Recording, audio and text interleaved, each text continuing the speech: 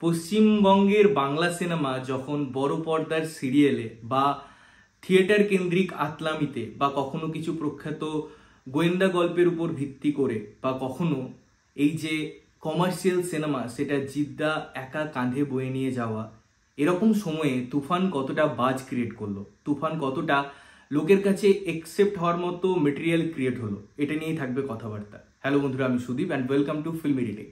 কথা বলবো তুফান সিনেমা নিয়ে, তার ভালো দিক মন্দ দিক, যে সমস্ত অ্যাসপেক্টসগুলো উঠে এসছে, যেরকম ট্রেলারে আমরা কথা বলেছিলাম তার উপর বেস করে সিনেমাটা যখন আমরা দেখলাম এবং তারপর সিনেমাটা দেখে আমার কি মনে হলো সেটা নিয়ে থাকবে কথাবার্তা।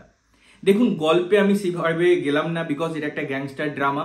সেখানে একটা চরিত্রের উত্থান আছে, অবশ্যই তার একটা দিক আছে যেটা আমরা রাক্ষস বলি, শয়তান বলি, একটা মানবতার বাইরে এসে একটা চরিত্র, তার এখানে অবাধ বিচরণ আছে এবং আলটিমেটলি একটা এন্ড আছে, একটা টুইস্ট আছে, কিছু মুহূর্ত আছে। এর বেশি তোমাদের যদি জানতে হয় তোমরা সিনেমা হলে গিয়ে তুফান সিনেমাটা দেখতে পারো। এই সিনেমাটা আমার কাছে অনেক দিক আছে যেগুলো খুব ভালো, আবার বেশ কিছু জিনিস আছে যেগুলো আমি মনে করি ভালো করতে পারতো, ভালো করার জায়গা ছিল।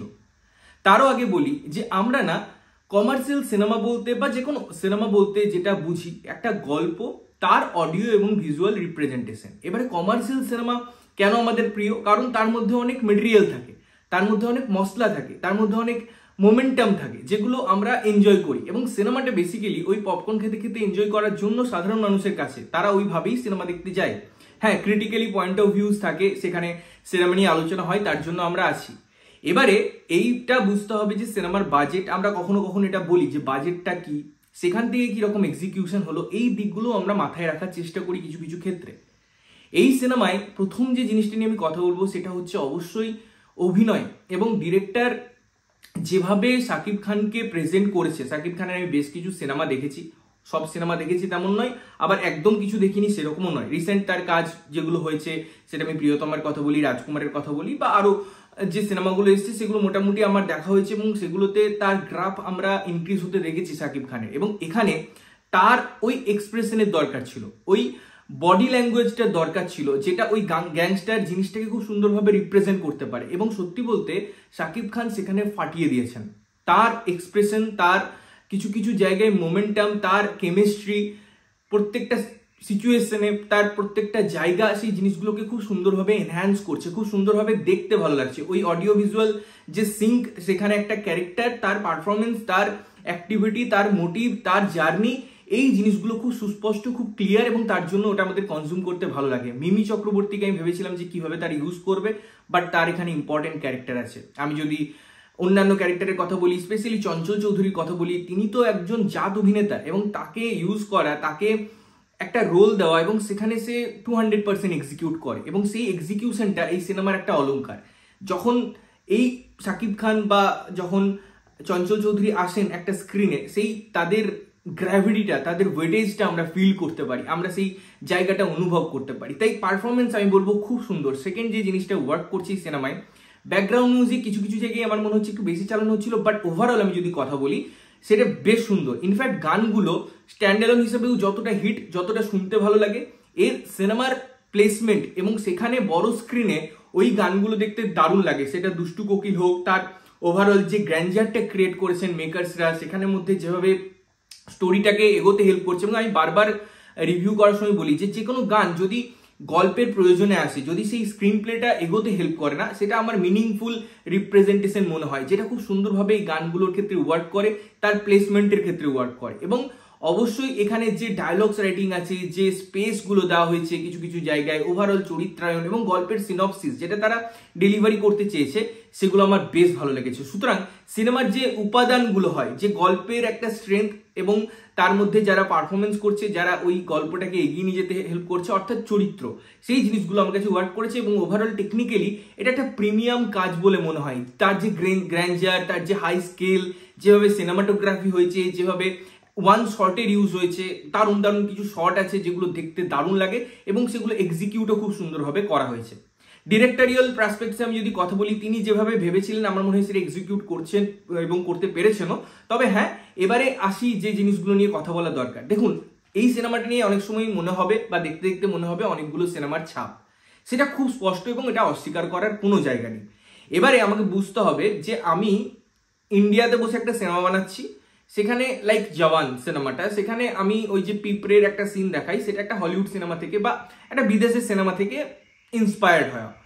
বাট কি হয় না, ওই সিনেমাগুলো আমরা অধিকাংশ মানুষ বা সাধারণ মানুষ দেখে না, তারা বলিউডটাকে খুব সুন্দরভাবে কনজিউম করে। আমি ইন্ডিয়া, বাংলাদেশ, পেরিফেরি আমি যদি কথা বলি, তারা বলিউডকে খুব ভালোভাবে দেখে বা সাউথের সিনেমা দেখে। তাই এখান থেকে যদি কিছু ইন্সপিরেশন নেওয়া হয় বা ইন্সপায়ার্ড হয়, সেগুলো খুব সহজেই আমরা ধরে নিতে পারি। আজকে ধরুন যদি এই তুফান সিনেমার এমন কিছু সিন থাকতো যেটা অন্য বাইরের কান্ট্রি থেকে যে সিনেমাটা কেউ দেখেইনি, এরকম আমাদের বাংলায় কিন্তু অনেক মেকার্স আছে যারা এরকম সিনেমা থেকে ইন্সপায়ার্ড হয়, যেখান থেকে যে সিনেমাগুলো কেউ দেখে না। তো তুফান যদি এরকম কোনো জায়গা থেকে ইন্সপায়ার্ড হতেন রায়হান রাফি, তাহলে আমরা এই কথাগুলো বলতেই পারতাম না। তিনি যেহেতু খুব বেসিক সিনেমা থেকে বা খুব পপুলার সিনেমা থেকে, যেগুলো সবাই দেখেছে, এরকম সিনেমা থেকে ইন্সপায়ার্ড হয়েছেন, তাই আমরা এই কথাগুলো বলছি যে এই ইন্সপিরেশন, এগুলোর ছাপ এখান থেকে নেওয়া হয়েছে, এই কথাগুলো আমরা বলছি।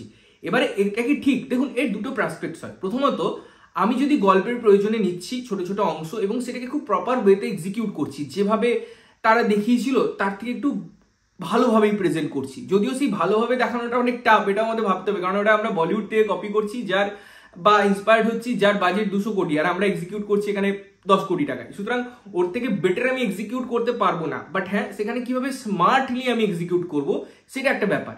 সেটা কি হয়েছে? আমি বলবো কিছু কিছু জায়গায় হয়তো হয়েছে, কিছু কিছু জায়গায় হয়নি। একদম ডাইরেক্ট সেই ইন্সপিরেশনগুলো দেখা যাচ্ছে, এবং যেটার জন্য আমি অ্যাজ এন ইন্ডিয়ান বা আমি ভারতীয় দর্শক হিসাবে ওই জিনিসগুলোকে খুব ইজিলি রিলেট করতে পারছি, খুব ইজিলি। আমার মনে হচ্ছে এই তো কয়েকদিন আগে দেখলাম।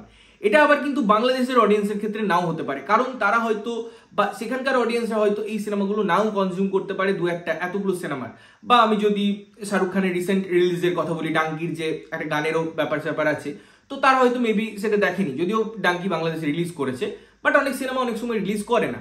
তো একটা সিনেমা যখন ইন্ডো বাংলা একটা ভেঞ্চার হয়, তখন এই যে কিছু কিছু এলিমেন্ট থাকে যেগুলো হয়তো আমরা খুব ভালোভাবে পরিচিত, আমাদের কাছে 10 বার দেখা, সেক্ষেত্রে তারা কোন জায়গায় ফোকাস করছে এটা একটা বড় ব্যাপার। তারা লিড কাস্ট রেখেছে বাংলাদেশের, তাদের ওভারঅল কিছু কিছু শুটিং বাংলাদেশে হয়েছে, কিছু কিছু জিনিস বাইরেও হয়েছে, তো তাদের মেন ফোকাসটা কিন্তু বাংলার অডিয়েন্সই ছিল বা বাংলাদেশের অডিয়েন্স ছিল, তাদের রিলিজ ডেটটাও ছিল ওটাই। তো আমাদের বুঝতে হবে যে তারা কোন অডিয়েন্সকে ফোকাস করছে।